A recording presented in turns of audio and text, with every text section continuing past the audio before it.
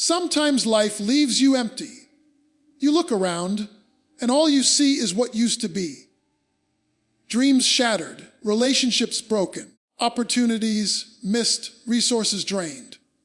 You've cried, you've prayed, and it feels like nothing has changed. But I came to tell you today, God is not done. When God sees loss, he sees a setup for restoration. And when God releases a miracle, he doesn't give back what you lost. He multiplies it. God keeps score even when you think he's silent. There are moments in life when heaven feels like it's on mute. You cry out, you plead, you fast, and it feels like the walls are echoing your prayers right back at you. In those times, the silence of God can be more painful than the trial itself. But make no mistake, just because God is silent doesn't mean he's absent. His silence is not his abandonment. When you walk through the valley and all you see is darkness, remember God still sees you. You may not hear him, but he's measuring every step, every tear, every moment of faith that you hold on when everything in you wants to give up, every injustice you faced, every betrayal you endured, every night you went to bed questioning your worth. God saw it. He keeps record not to punish, but to restore. He keeps track of what was done to you and what was taken from you. He keeps score not like man does, but with a righteous hand and a holy heart. While others move on as if nothing happened, while the world keeps spinning and you feel forgotten, God is holding on to every detail of your story. He hasn't lost one piece of the puzzle, and he will bring every part together in his perfect timing. You are not overlooked. You are not invisible. People may have dismissed your pain because they didn't understand it. They may have said you were being too sensitive, too emotional, or too spiritual. But God never mocks the wounds of his children. He doesn't roll his eyes at your sorrow. He leans in. He listens. Even when you can't feel it, his presence surrounds you. He's storing up every prayer, bottling every tear, recording every act of faith. And while you wait, he works. While you wrestle, he writes your victory story behind the scenes. There are divine records being written that the world cannot see. There are moments where your obedience seemed pointless, but God was recording it. Every time you chose righteousness over convenience, every time you loved someone who wounded you, every time you forgave without receiving an apology, God saw that. And he is a rewarder of those who diligently seek him, not just when it's easy, but when it costs something deep. That quiet faith, that silent endurance, that hidden loyalty to God. That's what touches heaven. He knows the time you gave your last, the moment you offered help when your own heart was bleeding. He knows the sacrifice you made when no one else clapped, no one else cared. He saw the moment you smiled while suffering inside, the moment you lifted others while you were sinking. He sees the struggle behind the smile and the courage behind your consistency. Not one act of righteousness has gone unnoticed. It's all being added up in heaven's ledger, and there will be a day when the books are opened. Sometimes God lets you experience silence not to punish you, but to see what you do with it. Will you still believe when you don't hear back? Will you still worship when you don't get the answer? The silence is a test of trust, not an indication of distance. It's in the silence that God matures your faith, deepens your roots, and purifies your motives. What looks like God ignoring you may actually be him preparing you. Because what he's storing up for you cannot be given to a fragile spirit. It must be received by one who knows how to stand without always understanding. He is not unaware of your limits. He knows the breaking point and the blessing point. The moment you think he forgot is usually the moment he's about to respond. When heaven feels the quietest, hell is usually the most nervous, because they know what you don't yet see, that God doesn't forget and God doesn't fail. When he finally moves, it will be in a way that makes you look back and say, it was worth the wait. But until then, you walk in faith, knowing that the scoreboard is in God's hands, and he never loses track. When the world forgets your name, God speaks it in rooms you don't even know exist. When the people around you treat your loyalty like weakness, God treats it like royalty. He doesn't see your faith as small, he sees it as mighty. You may not have the loudest voice, the biggest platform, or the most connections, but heaven is moved by your heart. God sees what man can applaud and counts what man never even notices. The silence doesn't mean your story is over. It means your story is sacred. Heaven does not operate on our timeline. What you see as delay, God sees as detail. He is crafting something in the shadows that will shine in the light. You just keep walking. You keep serving. You keep forgiving. You keep praying. Because the scoreboard is in his hands. And when he decides it's time to make the next move, nothing and no one will be able to stop it. Every moment you felt abandoned, every time you thought it was over, God was simply keeping score, getting ready to restore in a way that only he can. The silence of God is not the end of the story. It's the stage for the next miracle. And just because you don't hear applause doesn't mean you're not winning. Heaven's eyes are on you. Heaven's hand is for you. And when the score is finally revealed, what you lost will be nothing compared to what he's been preparing in silence. Restoration is a divine strategy, not an accident. What feels random in your life is often divine in God's hands. You may think things just fell apart, opportunities just passed by, or people just walked out. But none of that is arbitrary. When you belong to the God who orders your steps, God does not work with coincidence. He works with intentionality. Every loss, every delay, every closed door is allowed not to break you, but to lead you. When God allows something to be taken, it's not to reduce you. It's to reroute you to something greater that's tied to your destiny.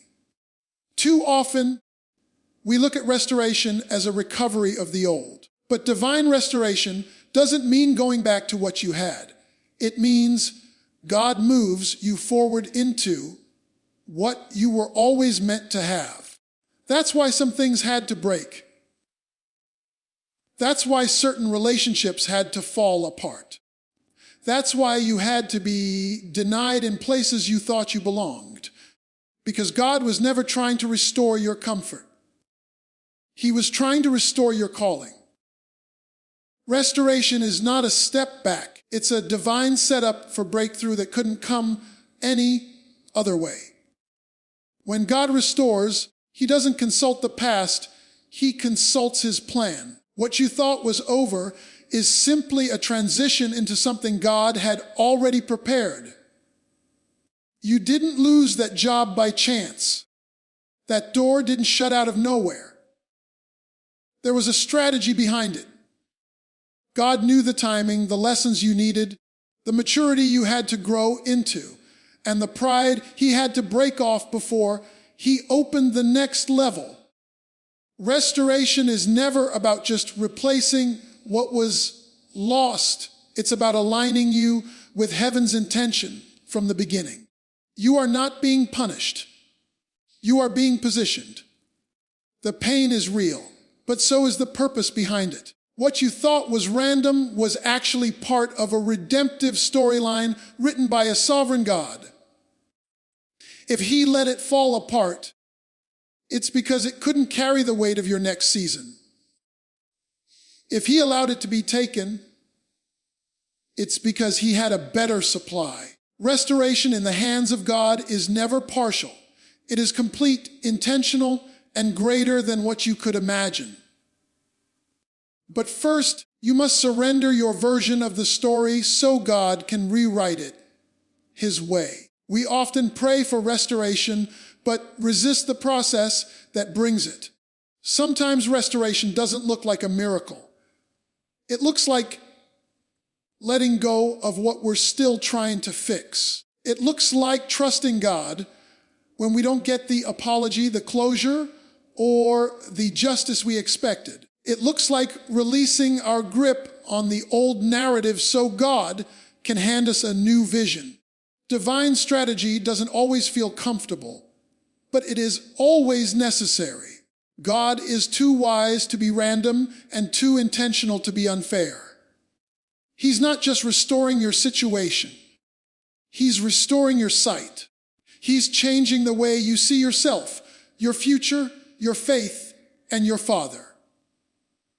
You thought the loss was the end, but God is using it to recalibrate your direction. He's restoring your identity so you stop living beneath your calling. He's restoring your boldness so you stop shrinking around small-minded people. He's restoring your voice so you stop staying silent where you were meant to speak. This restoration is not a repair job. It's a resurrection. Sometimes what God is restoring isn't even what you prayed for.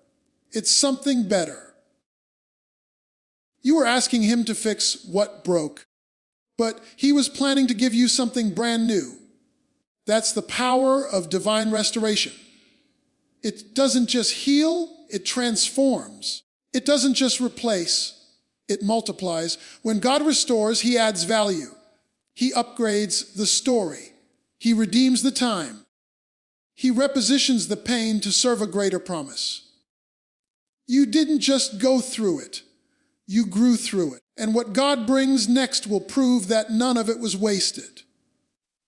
Restoration is also spiritual warfare. The enemy wants you to believe that what you lost disqualifies you. He wants you stuck in shame, buried in regret, and paralyzed by fear. But God's strategy is different. He uses what the enemy tried to steal as a tool for your victory. The very place where you were broken is where God will build. The very area where you were mocked is where God will magnify his power. Restoration is not passive. It's a divine rebuttal to everything hell tried to destroy in your life. God is a strategist. He sees what you can't. He knows when to withhold and when to release. He knows how to orchestrate timing, people, and provision in such a way that it looks like a miracle, but it's really a manifestation of a plan that was always in motion. You may feel delayed, but you are not denied. You may feel forgotten, but heaven has been keeping perfect record. The restoration coming your way was not thrown together last minute. It has been divinely scheduled, and nothing can stop what God has decreed. The beauty of divine strategy is that it makes sense in hindsight. One day you'll look back and thank God that certain doors didn't open. One day you'll praise him for the things that didn't go your way.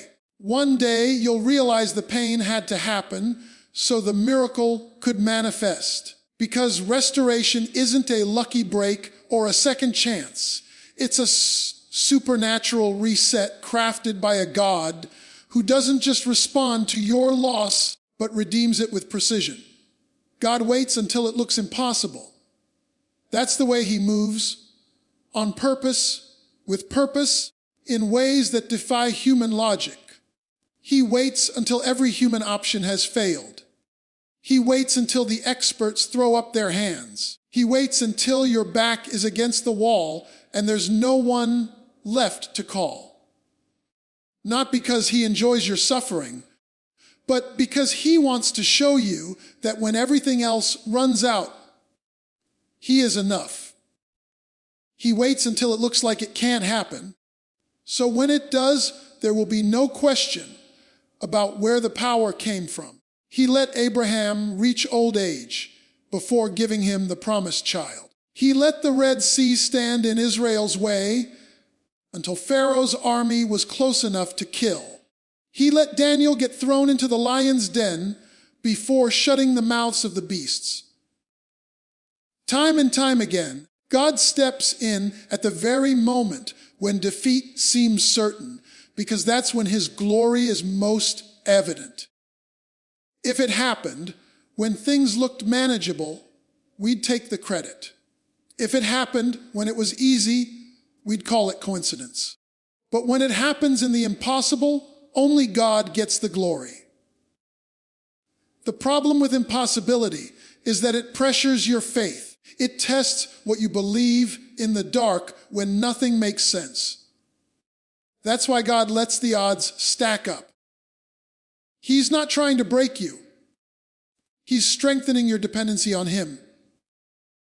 Because real faith doesn't grow in comfort zones, it grows in crisis. Real trust isn't developed when things go your way. It's developed when you have to wait longer than you thought.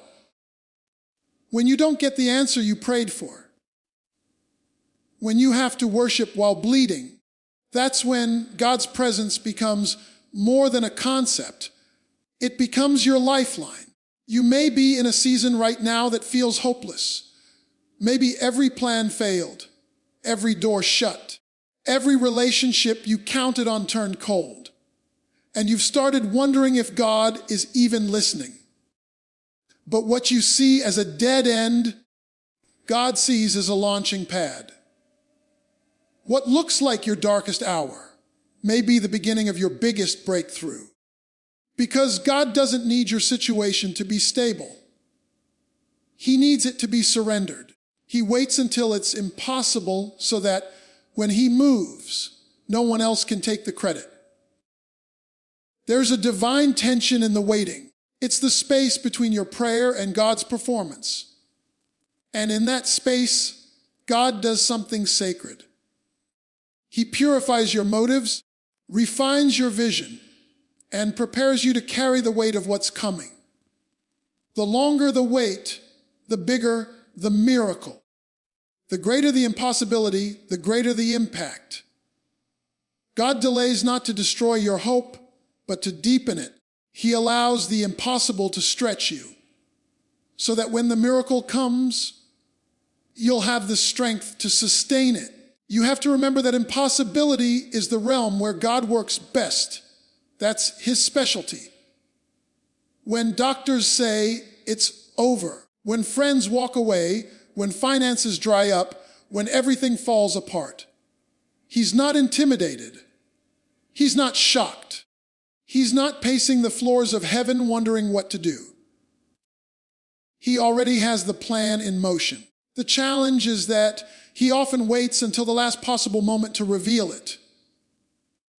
Not to hurt you, but to reveal what kind of God he really is.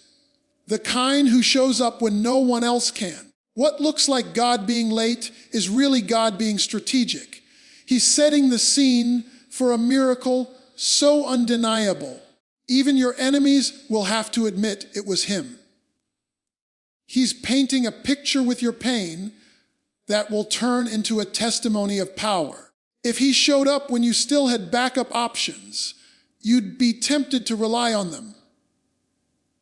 But when everything's gone, when you've got nothing left but a mustard seed of faith, that's when he steps in and says, "Watch what I can do."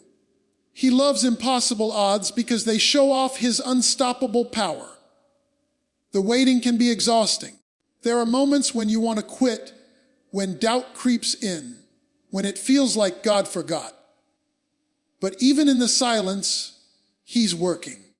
Even when you feel stuck, he's building something beautiful beneath the surface.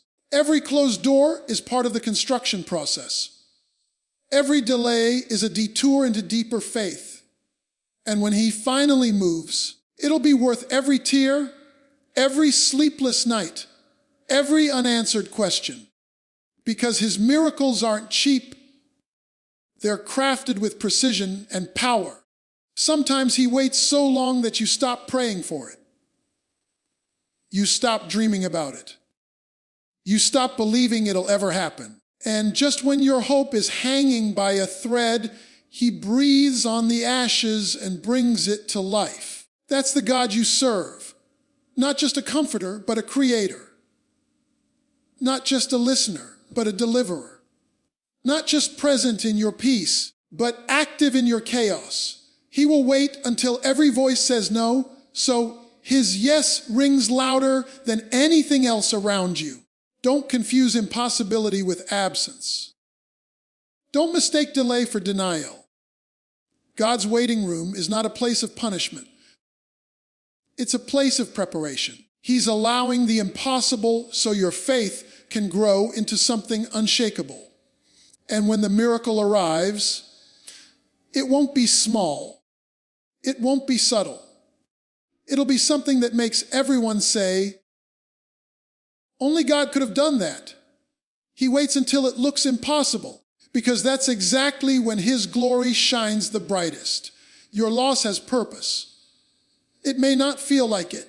It may feel random, cruel, unfair, like a punishment you didn't deserve.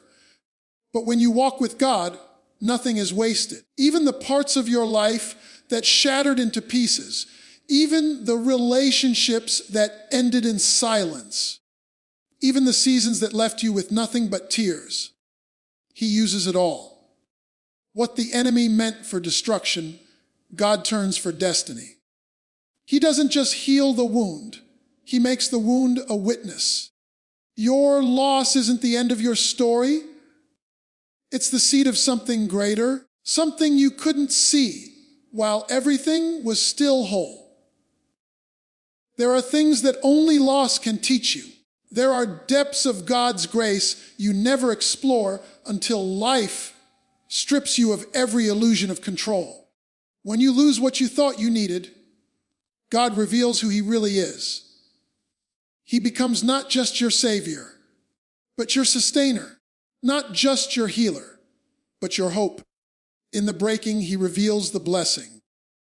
In the taking, he reveals the treasure. You start to see that your pain carries a divine fingerprint, that God didn't cause the loss, but he allowed it so you could gain something eternal. Some of the greatest growth you'll ever experience happens in the aftermath of what you thought you couldn't survive. There is a wisdom that comes through weeping, a fire that forms through failure, a maturity that only shows up after disappointment.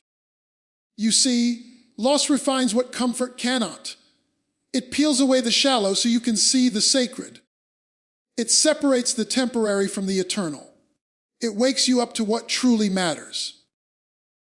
And in the middle of that devastation, God speaks in whispers that change you forever. You might not recognize it now, but there are gifts hidden in the grief. There's a deeper compassion growing in your heart. There's a strength being developed in your spirit. There's a resilience being woven into your faith. You're learning to stand when you have no support. You're learning to walk by faith when sight offers no hope. You're learning to depend on God in ways you never did before. And all of it, the heartache, the confusion, the questions, it's being used by God as preparation for something greater. Sometimes God allows loss because he knows what you were holding on to was too small for the calling he placed on your life. That relationship wasn't built to go with you into your next season. That job couldn't carry the weight of your purpose. That opportunity looked good, but it would have distracted you from the divine. So he allowed it to fall away, not to punish you, but to protect you. What you thought was the end was actually the beginning of becoming who you were always meant to be. When you experience loss, it forces you to confront your foundation. It asks you where your identity really lies. If your hope was built on the person you lost, the position you held, or the plans that fell apart, then the loss becomes an invitation to rebuild on something solid. God doesn't leave you in the ruins. He meets you there. He kneels beside you in the rubble and begins to restore.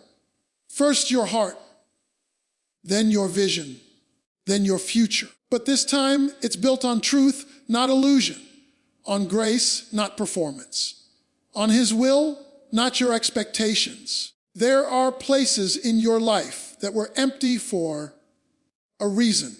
God allowed the emptiness so He could fill it with something better. He removed the counterfeit to prepare you for the authentic. He cut off the distraction so you could focus on your destiny. And while it hurt, and while it felt like betrayal, and while it left you speechless, He was working. Behind the scenes, beyond your understanding, He was orchestrating a turnaround that only loss could unlock. Don't despise the season that broke you. That season taught you how to pray with power. That season showed you who your real friends were. That season gave you discernment, sensitivity, and spiritual depth. You may have walked in with dreams and walked out with scars. But those scars carry a message. You survived. And not only did you survive, but you came out wiser, deeper, and more anointed than before. Loss broke the shell of who you thought you were and introduced you to the warrior inside. God is not just a restorer of things.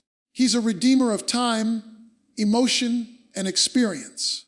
That means the years you cried will not go unaccounted for. The nights you wept will not be forgotten. The prayers you whispered in brokenness will not go unanswered.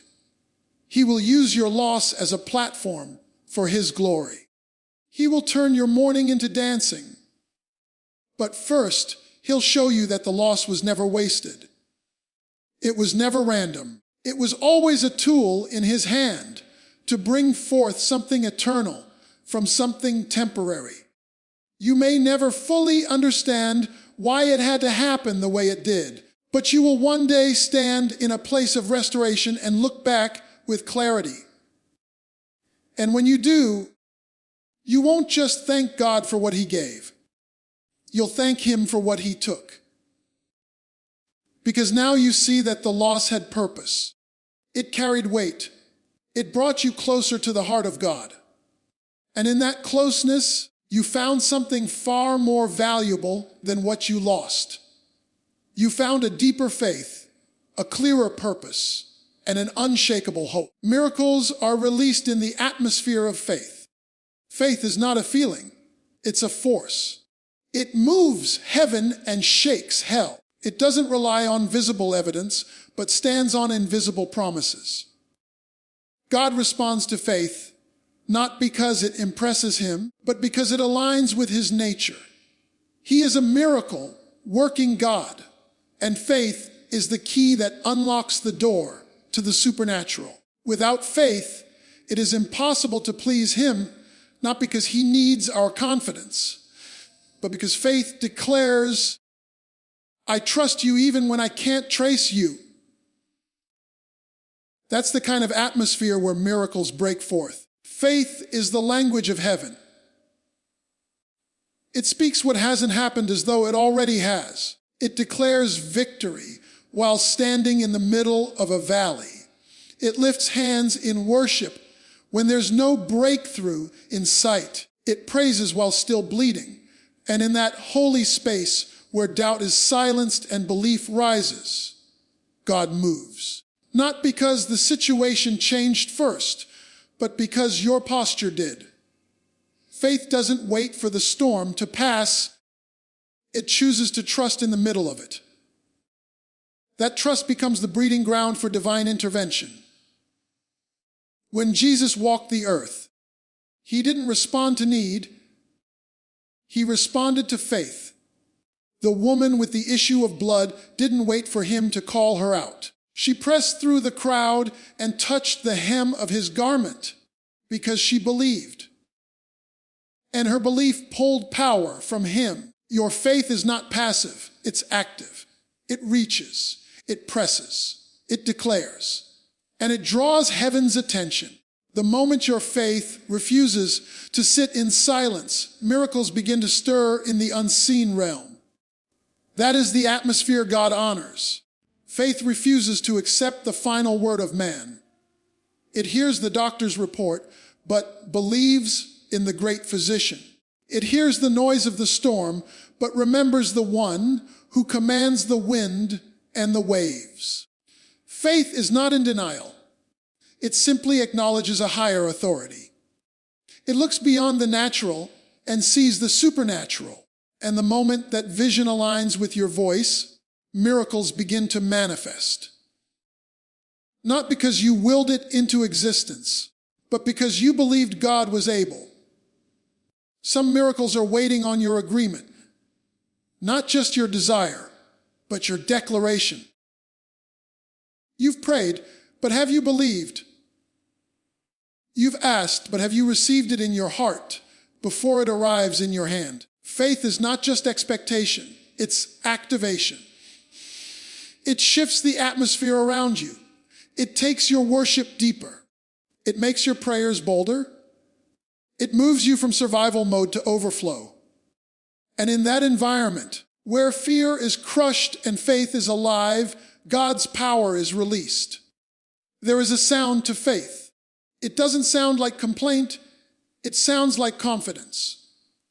It doesn't echo worry, it echoes worship. When you begin to speak what God says instead of what fear screams, you create an atmosphere for the miraculous. Heaven moves where faith dwells.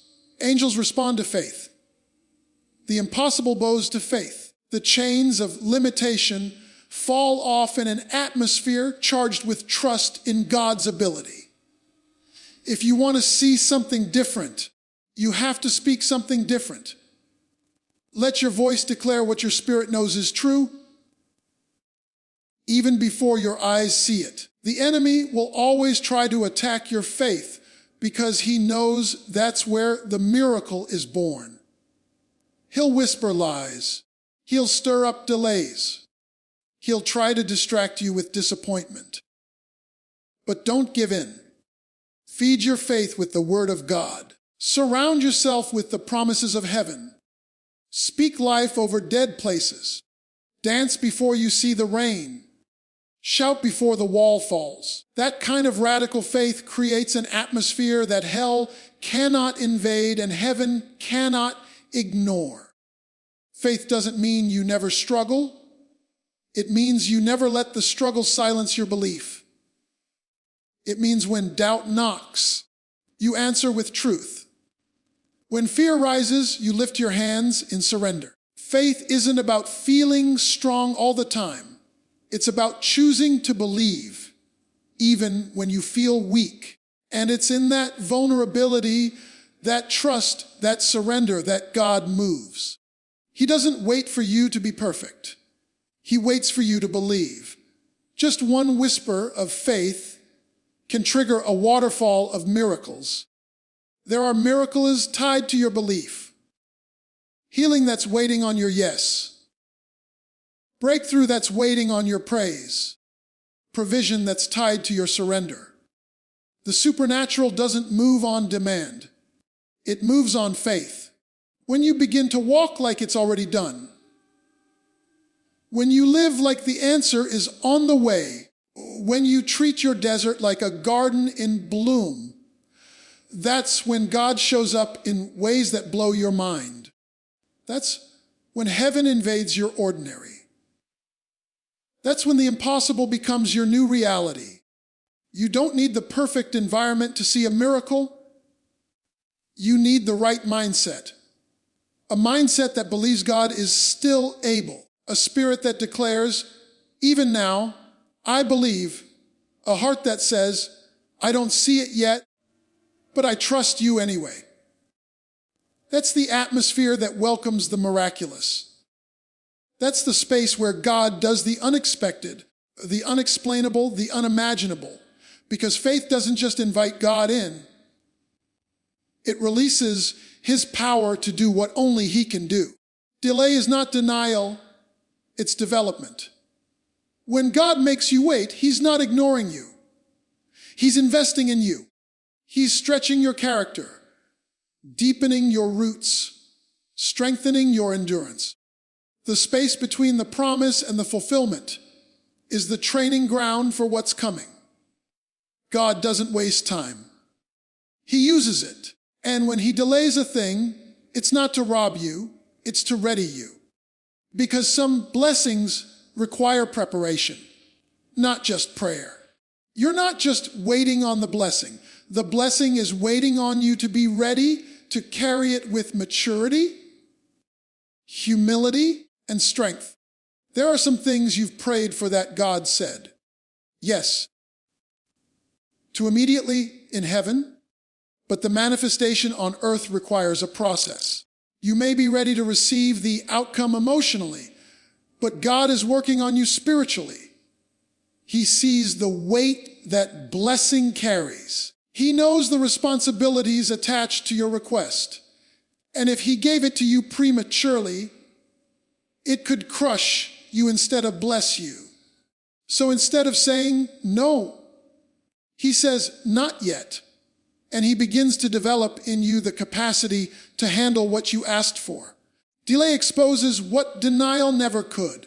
It reveals where your trust really lies. It exposes impatience, entitlement, fear, and pride. But it also uncovers perseverance, dependence, and deep faith. Delay teaches you how to walk without sight, how to trust without answers, how to obey without applause. It builds in you a spiritual muscle that can carry what's coming without collapsing under the pressure. And while it may feel like punishment, it's actually preparation. Heaven doesn't withhold. It conditions. When you walk through a season of delay, it can feel lonely. It feels like everyone else is moving forward while you're stuck.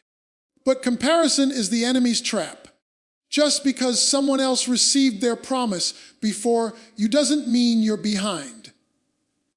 It means your process is different. And what God is building in you may take longer because what he's preparing you for is greater. Trust the pace of God's hand. Trust the rhythm of his timing. He's not making you wait to frustrate you. He's making you wait to form you. Think about a seed in the ground.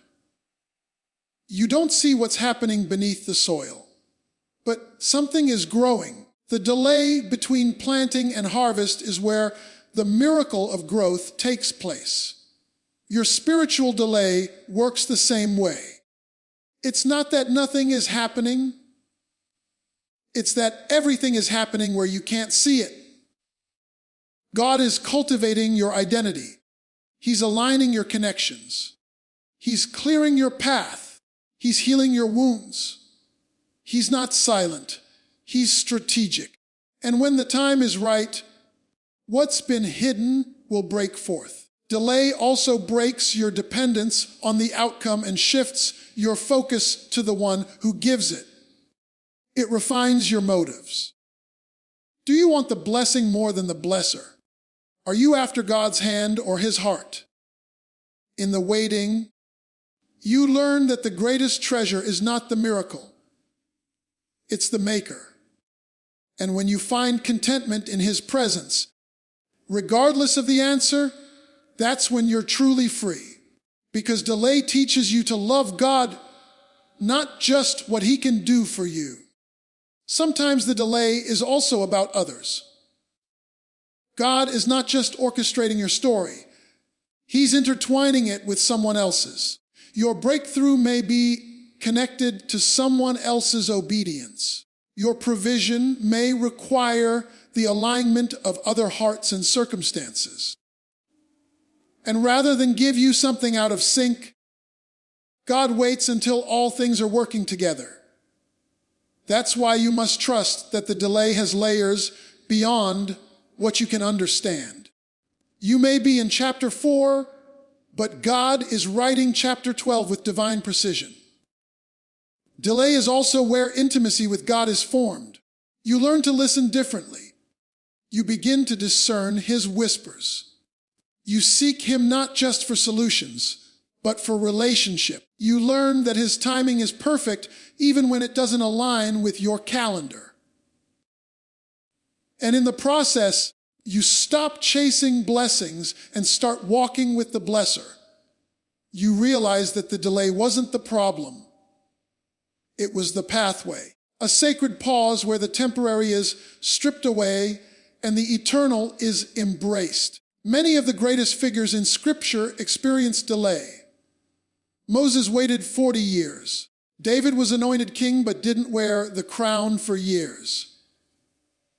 Joseph dreamed of leadership but was betrayed, imprisoned, and forgotten before stepping into his destiny. Their delay wasn't evidence of rejection. It was evidence of God's development. And in that waiting, they learned how to lead, how to serve, how to trust.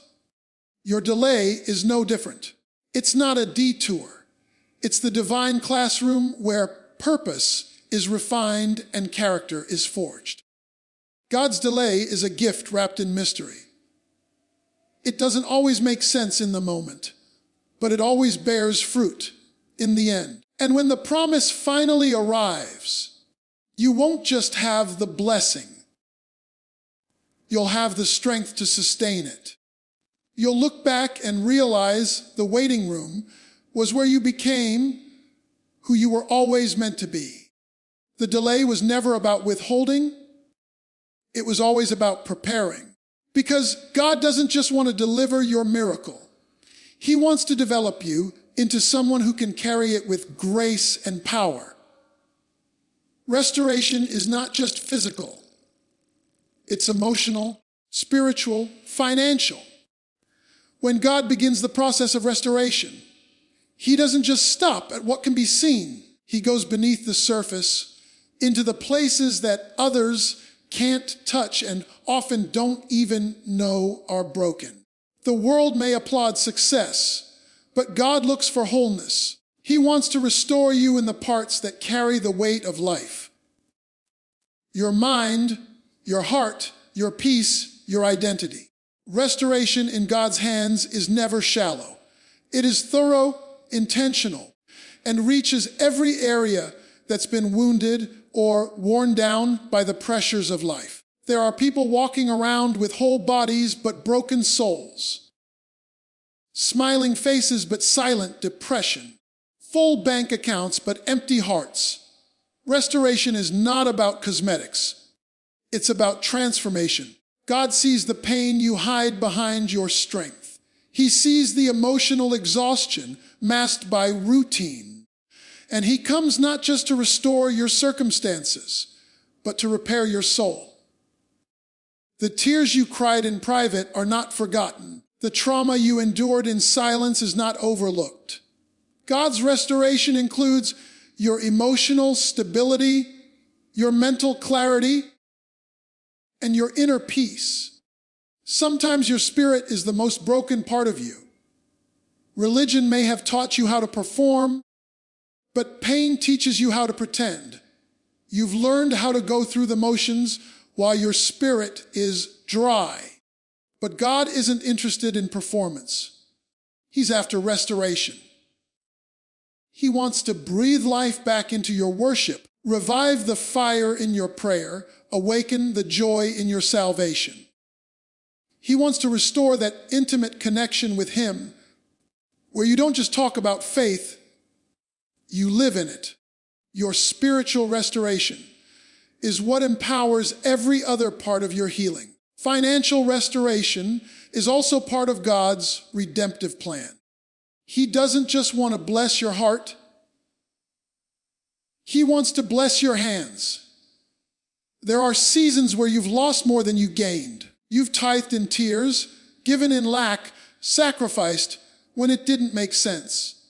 And God sees every seed sown. He promises that those who sow in tears will reap in joy. Financial restoration doesn't always come instantly, but when it comes with wisdom, with stewardship, and with multiplication. God doesn't just want you to recover what was lost. He wants to position you to overflow. Many people think restoration is about getting back what they lost, but often God's restoration gives you something better. You may not get the same relationship back, but He gives you peace where there was chaos. You may not return to the same job, but He opens doors you never imagined. You may not receive the exact thing that was taken, but He gives you the maturity to steward something greater. Because His restoration always elevates. It doesn't just return, it redefines. It doesn't just repay, it refines. Emotional restoration brings freedom. Freedom from the bitterness of betrayal. Freedom from the weight of guilt. Freedom from the scars of rejection. God doesn't just want to heal you so you can survive. He wants to heal you so you can thrive. So you can laugh again without pretending. So you can trust again without fear. So you can live again without looking over your shoulder. He removes the sting of the past while giving you hope for the future. He is the God who restores your soul. Spiritual restoration brings clarity. It renews your ability to hear God's voice. It removes the fog of confusion. It strengthens your discernment and deepens your hunger for truth. In a world full of noise, God's restoration centers you back in His presence.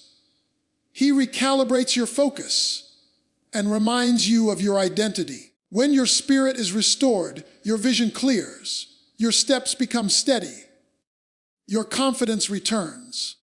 You no longer chase the wind, you walk in purpose. Financial restoration brings strategy. It teaches you not just how to receive, but how to manage, how to invest, how to bless others. God doesn't give so you can hoard. He gives so you can overflow, so you can build, support, create, and extend His kingdom in tangible ways. Restoration means you no longer fear the end of the month. You no longer live in anxiety over bills. You become a vessel of provision, not just a recipient. That's the kind of restoration that breaks generational cycles. God's restoration is holistic. He cares about the totality of who you are. He doesn't just patch up wounds. He makes all things new. He doesn't leave you half healed, half blessed, or half delivered. He works until your joy is full, your soul is steady, your path is clear, and your hands are blessed. His restoration is a complete work, crafted with detail, delivered with love, and anchored in His unshakable promise to finish what He started.